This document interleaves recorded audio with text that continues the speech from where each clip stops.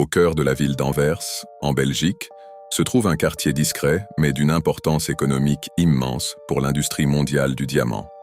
Depuis plus d'un siècle, cette ville est considérée comme la capitale mondiale du commerce de pierres précieuses. Des milliards d'euros de diamants bruts et taillés transitent chaque année par ses bureaux, ses coffres et ses salles de négociation. Des marchands venus des quatre coins du monde s'y rencontrent pour acheter, vendre et expertiser certaines des pierres les plus précieuses de la planète. Mais au début des années 2000, ce centre réputé pour sa sécurité exceptionnelle allait devenir le théâtre de l'un des braquages les plus audacieux et sophistiqués de l'histoire moderne. Le lieu ciblé était le Antwerp Diamond Center, un bâtiment hautement sécurisé situé dans le célèbre quartier des Diamantaires. Dans ses étages inférieurs se trouvait une immense chambre forte contenant plus d'une centaine de coffres individuels appartenant à des négociants et des sociétés spécialisées. La valeur totale des pierres conservées dans ce coffre était estimée à plusieurs centaines de millions de dollars. La sécurité du bâtiment était considérée comme l'une des plus avancées d'Europe. Pour accéder à la chambre forte, il fallait franchir plusieurs niveaux de protection.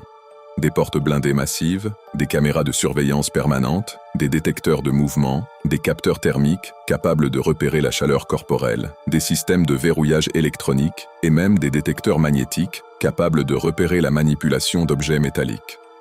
Le coffre lui-même était équipé d'une porte pesant plusieurs tonnes et de serrures multiples nécessitant des procédures très strictes pour être ouvertes.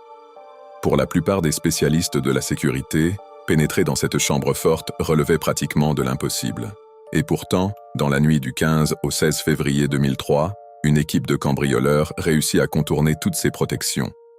Le lendemain matin, lorsque les propriétaires des coffres arrivent dans le bâtiment, ils découvrent une scène stupéfiante. Plus d'une centaine de coffres ont été ouverts et vidés. Les tiroirs métalliques sont renversés, les enveloppes contenant des pierres précieuses sont éventrées, et les compartiments qui abritaient auparavant des diamants, des bijoux et de l'or sont désormais complètement vides.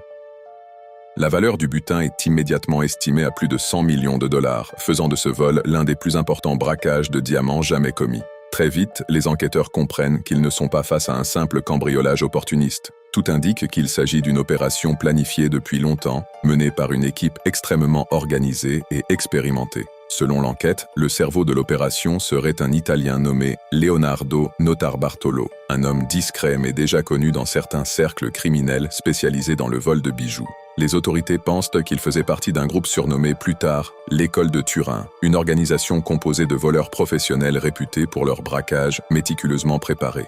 L'enquête révélera que l'équipe aurait préparé l'opération pendant plusieurs années. Pour observer les systèmes de sécurité et comprendre le fonctionnement interne du bâtiment, les cambrioleurs auraient même loué un bureau dans le centre diamantifère. Depuis cet emplacement stratégique, ils pouvaient étudier les habitudes du personnel, analyser les horaires d'ouverture et de fermeture, et observer les routines de sécurité quotidiennes.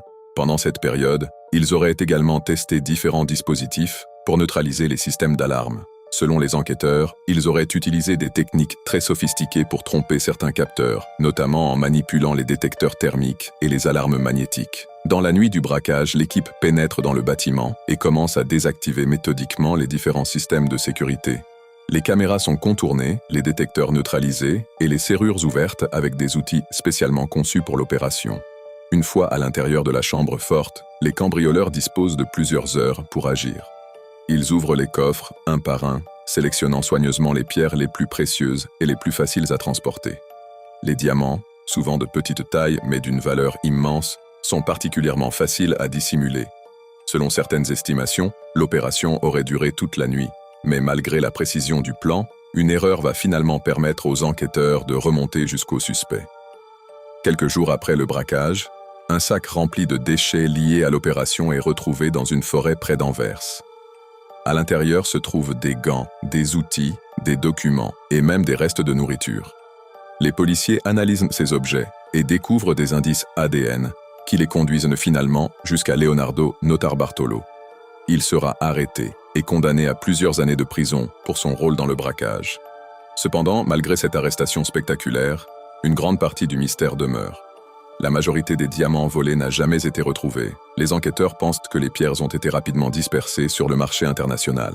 Contrairement à d'autres objets volés, les diamants sont extrêmement difficiles à tracer. Une fois recoupés, polis ou mélangés à d'autres pierres, ils deviennent presque impossibles à identifier. Certains experts pensent que les pierres pourraient aujourd'hui se trouver dans des bijoux vendus dans différentes parties du monde, sans que leurs propriétaires ne sachent qu'elles proviennent de l'un des plus grands braquages de l'histoire. D'autres hypothèses suggèrent que certains membres de l'équipe n'ont jamais été identifiés et que le véritable cerveau de l'opération pourrait ne jamais avoir été arrêté. Aujourd'hui encore, le braquage du Antwerp Diamond Center est étudié dans les écoles de criminologie et dans les formations de sécurité. Il est souvent cité comme un exemple classique d'infiltration et de planification criminelle extrêmement sophistiquée. Plus de 20 ans après les faits, l'affaire continue de fasciner les enquêteurs, les historiens et le grand public. Elle rappelle que même les systèmes de sécurité les plus avancés peuvent parfois être contournés par une préparation patiente et une organisation minutieuse. Mais une question demeure toujours sans réponse. Où se trouvent aujourd'hui les diamants disparus? Peut-être circulent-ils encore quelque part dans le monde, intégrés dans des bagues, des colliers ou des bracelets luxueux, sans que personne ne connaisse leur véritable origine. Et toi, penses-tu que ce braquage a été entièrement élucidé? Ou qu'une grande partie de l'histoire reste encore cachée derrière ce vol spectaculaire? Si cette affaire t'a intrigué, laisse un j'aime, partage ton avis en commentaire et abonne-toi pour découvrir d'autres mystères criminels et historiques fascinants.